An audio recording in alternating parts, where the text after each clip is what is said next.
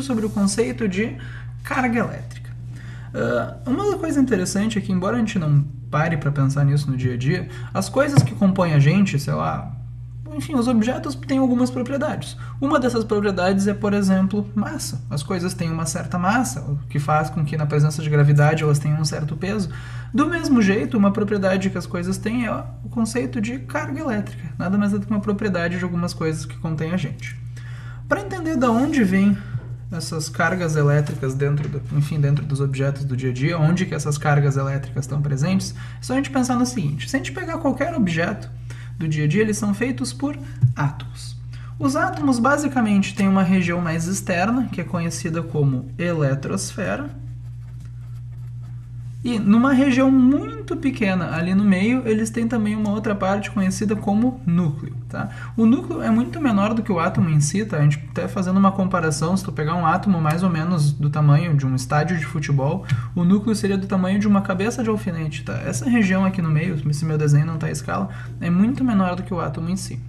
Esse núcleo, se tu der um zoom nele aqui, ele é feito por dois tipos de partículas: os prótons e os nêutrons. E aqui fora, na eletrosfera, existe ainda uma terceira partícula que compõe o átomo, que são os elétrons, tá?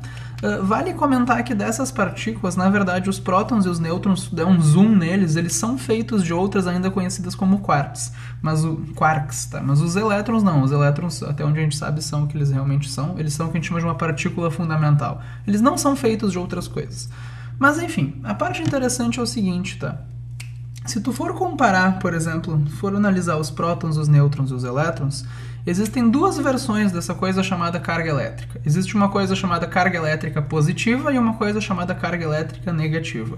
O positivo e o negativo não tem nada de especial, tá? Só são nomes que a gente dá para os dois tipos de carga elétrica. Eu podia chamar de carga João e carga Maria, tá? Mas não, um a gente chama de positivo, outro a gente chama de negativo. Os prótons apresentam o que a gente chamou de versão positiva da carga elétrica.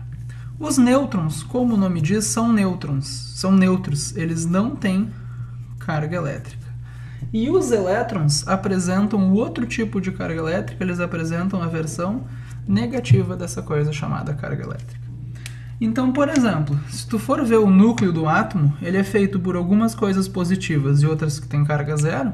No fim, ele tem uma carga positiva. E aqui em volta do núcleo positivo existe a eletrosfera, que tem elétrons que são negativos. Então existem dois tipos de carga elétrica, positiva e negativa.